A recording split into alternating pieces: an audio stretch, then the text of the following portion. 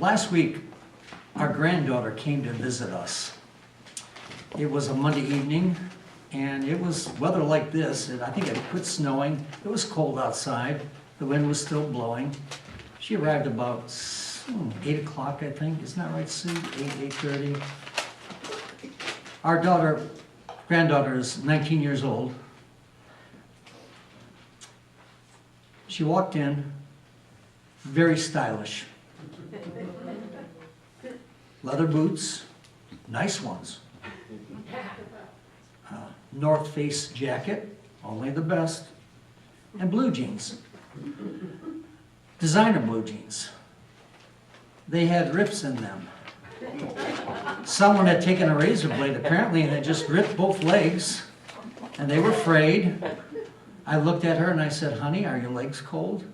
And she gave me that look like, "Grandpa, don't go down that road." She bought those jeans ripped. That's the style. Amazing.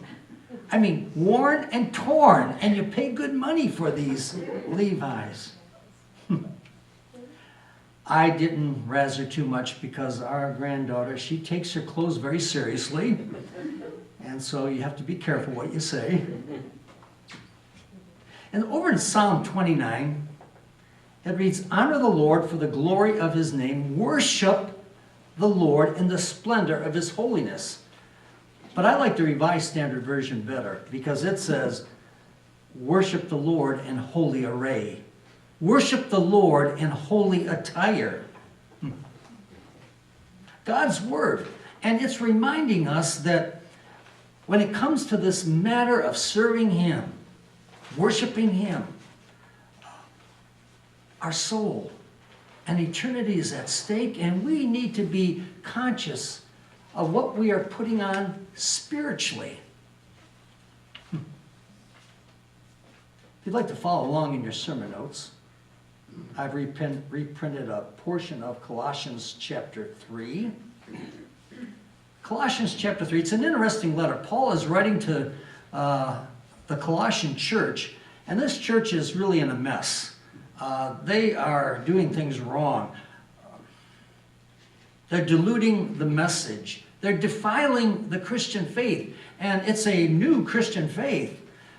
They're compromising. They're absorbing other belief systems. They're drifting away from basic Christianity, which is amazing because it hasn't been that long since Jesus walked the earth and preached the gospel and rose from the dead. And you would think that just a few years afterwards they would be on fire, but no, they are drifting away, and they're placing emphasis on the externals of religion. Everyone in the church seems to be more interested in rituals, in doing good works, which is all right, but this is their entire faith system. They believed in severe discipline.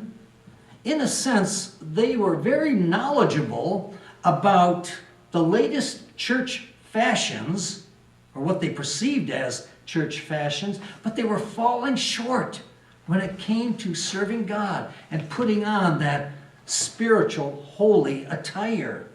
So Paul's writing this letter of correction, telling them, hey, listen, you got to get with the program and put on some good spiritual clothing. Well, that was 2,000 years ago, but let me tell you, the standards have not changed. So this morning we're going to look at Scripture, maybe take an inventory of our Christian wardrobe and see what we're wearing to church on Sunday. It's all right there in verse number 12. Let's begin. It says, "Since God chose you to be the holy people he loves, you must clothe yourself with tender-hearted mercy." Tender-hearted mercy. This is a manifestation of God's holy love. And as believers, we are to have a heart that is compassionate and merciful.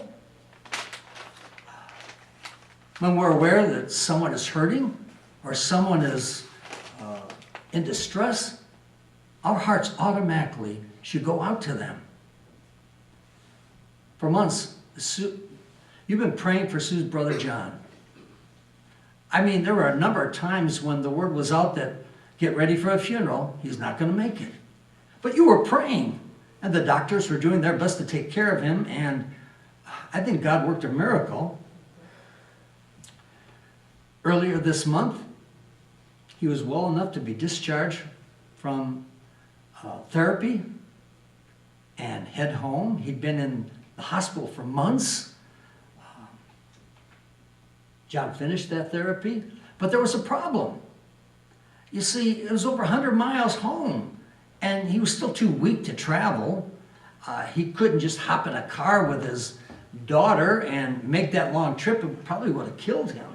And they couldn't afford an ambulance. And so the daughter was sharing her plight with the doctors taking care of John, and she was put in touch with an organization called Pilots for Christ. I'd never heard of them. And then we found out that this is an organization that's nationwide, maybe worldwide, I'm not sure. I know it's nationwide.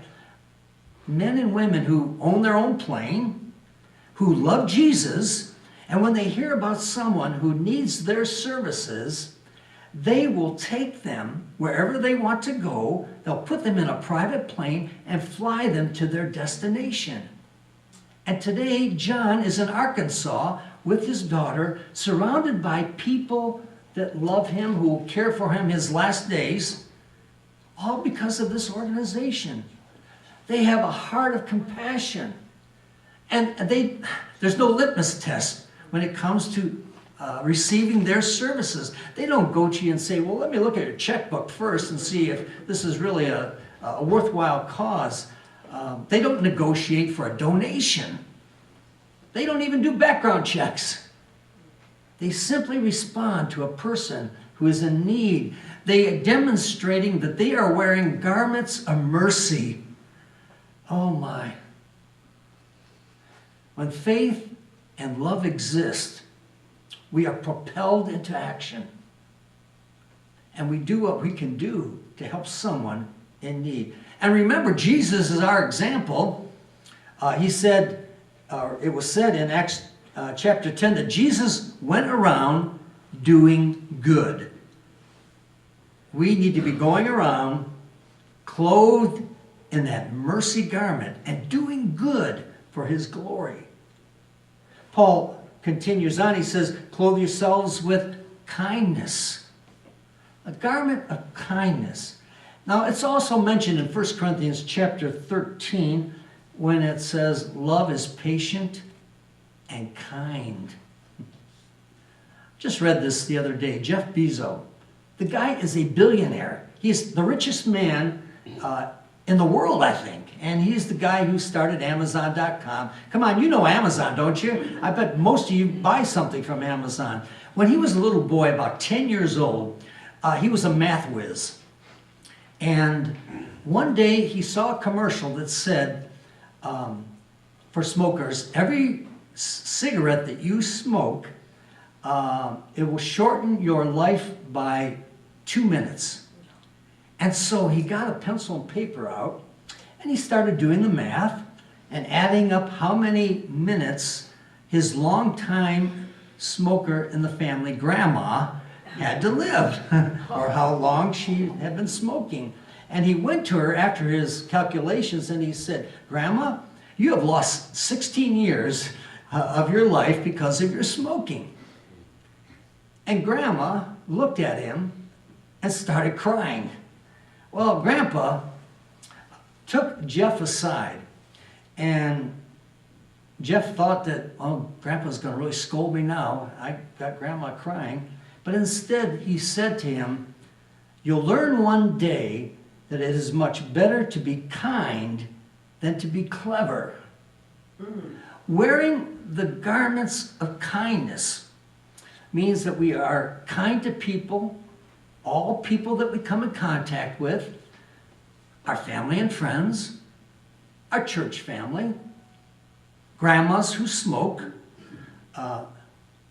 even those who don't deserve our kindness. It means you walk the extra mile. And let me tell you, It's not easy being kind. There are some people, they just don't deserve it. I mean, but we do our best, and through our actions and through what we share, we're telling people they matter. What a powerful testimony for Jesus when we are wearing that garment of kindness. Paul continues on and he says that we have to dress ourselves with humility. Be humble. I wish putting on humility was as easy as putting on a baseball cap. And I'm going to lump myself in with this group because sometimes it is hard to be humble. It really is. Sometimes when we try to be humble, and we're not, it reveals a lot about ourselves. We do something that falls under the category of humility, and then we're tempted to brag about it. We use words that are humble, and we hope someone heard them. Worse yet, we go out of our way to help someone, and then we hope someone took notice of our selfless act. C.S. Lewis, one of my favorite authors, C.S. Lewis wrote, "Humility is not thinking less of yourself, it is thinking of yourself less." Being small for Jesus. So you put on that garment of humility, of humbleness, and it's the humbleness of Jesus. Less of me, more of God. Across the street from our house, our neighbor has in her backyard this beautiful tree. It must be 30 feet tall. It is perfectly shaped. And in the summertime when my wife and I are sitting out on the deck, we will look at that tree and with a little bit of envy, we wish we had it. But it's been there a long time, and I hope it stays there for a long time because we enjoy looking at it and watching all the birds that live in that tree. I mean, all different kinds. And we've noticed that the smallest birds sing the sweetest. The big old blackbirds, the ravens, all they do is squawk. You know, I think that's how God sees us. Christian humility. When we are small for Jesus, there's that sweet sound that God hears. He's pleased with us. When we go out of our way and we do something that's right, that's nice, and no one notices, or we don't get the recognition we maybe think we should get. But when we're quiet and humble, I think God is pleased. You make sweet music when you're doing that. I see that Paul says something about gentleness, that we're to clothe ourselves with that. The Greek word that is used here for gentleness is prahotes. It's translated meekness. Meekness. Taylor University is in Upland, Indiana. Do you know where that's at? Upland? You go by there a few times. I didn't go to school there, but I have been on Taylor University's campus many, many times. So many times I should get a diploma from them. And in talking to some of the staff, I heard a story about a student that was at Taylor many years ago. His name was Sam. Sam was from a country in Africa, and he was going to be a student there. And this is during a time when international students, they just were not that common. So this was a big event at Taylor University. So big that the president of the university greeted Sam and took him on a tour of the university, showing him the classes and all the dorms. And when it was over, and he was just so proud of the university, so happy that this young man would be a student there, he asked Sam, "Where would you like to live?" He replied, "If there is a room that no one wants, that's the room I want to live in." When the president heard that, he cried. He couldn't stop the tears. No one, over all the years, no one had never responded to a question like that. If there's a room that no one wants, give that room to me. This is the type of gentleness, the kind of meekness that Paul is writing about in his letter to the Colossians. If there's a job that no one wants, I'll do that job. If we're having fellowship hour and no one wants to sit with that person, I'll sit with that person. If there's a special service at the church, I'll be there. I'll worship. I'll support the church. If there's some kind of a hardship that I'm aware of, someone is going through something, and I will take on that hardship. If there's a sacrifice that needs to be met, I will sacrifice. And trust me, I know that God's aware we're all different. And we are. And I am so glad. We can't have too many Bill Krens in the church. But we're all different. You know, we have different personalities and different strengths, different temperaments, different tastes, different styles. So we'll all handle this in a different way. But you know what? God is already aware of that. Over in 1 Timothy chapter 6, Paul writes, pursue righteousness and a godly life, along with faith, love, perseverance, and gentleness. Pursue gentleness. And what that simply means is that we are to do our best as a believer to have that gentle spirit. And then he says that we have to put on patience. Oh, patience. I wonder how many of us have read this and we just shake our head and think, patience? I mean, who has time to be patient? I mean, we live in a world of fast food. We live in a world that is fast-paced. We drive fast cars. We don't like to wait. I think it's part of our DNA. We want everything now. I turned on my computer the other day and it got an upgrade. And it's slow. Oh my goodness, it took 30 seconds to boot up. I'd forgotten then, when I bought my first computer many years ago, Windows 3.1, it would take minutes and minutes and minutes to load. And I was patient about it. I thought, well, that's just the way. And now, 15 seconds, 20 seconds, I'm thinking, I'm going to throw this thing out. It's too slow. We need to be patient. This patient thing, it's hard. Be patient when your problems seem to be overwhelming and there's no end in sight. How do you exercise patience with a person who's impossible? You find yourself in a situation that's causing you to lose sleep. You want it to come to an end. Patience. I look out at some of you, and I know that you're facing some issues, health issues. Last week we had a healing service.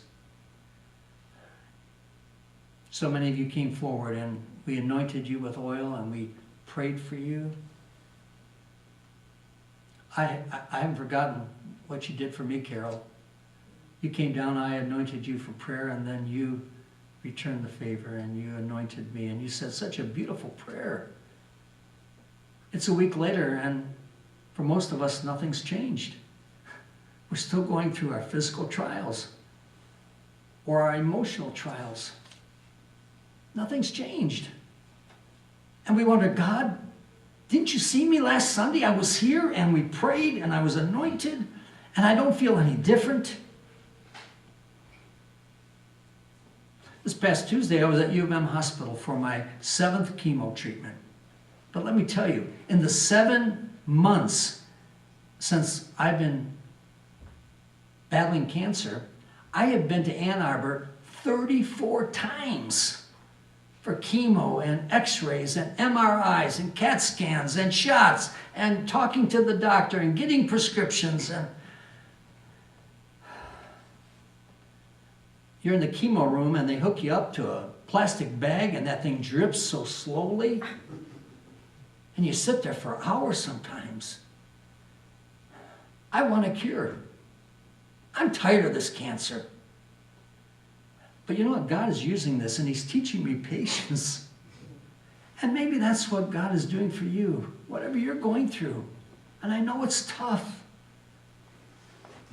In our New Testament, and it's reprinted in our insert, James wrote something about patience, something that maybe will help us. He said, when troubles of any kind come your way, consider it an opportunity for great joy. For you know that when your faith is tested, your endurance, that's patience, your patience has a chance to grow.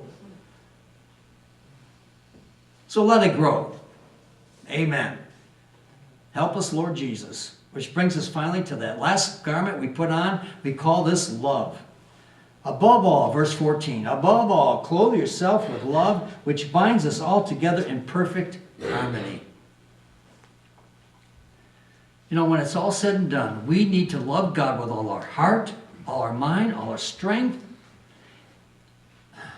We need to love our neighbor as ourselves. Before leaving for church this morning, and some of you did the same thing, you got dressed. I put on my suit, picked out a nice tie that goes along with it. I look pretty spiffy. But before I left the house, I made sure I was wearing my overcoat. That was the last piece of garment I put on, heavy overcoat to help me in the cold. You need protection. Paul said, clothe yourself with love. You need protection. Clothe yourself with love. It binds us together in perfect harmony. When we have this perfect love in our heart, we have the very presence of Jesus Christ. And that's the last garment you put on. It binds it all together. Keeps you warm.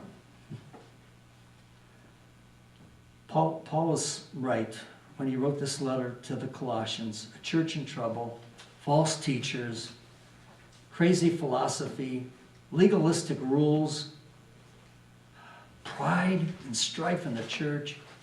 So he puts it all down in black and white. What true Christianity is. What it means to be a follower of Jesus. So this morning, we took an exam. We looked at our wardrobe. What are you wearing to church this morning? Amen.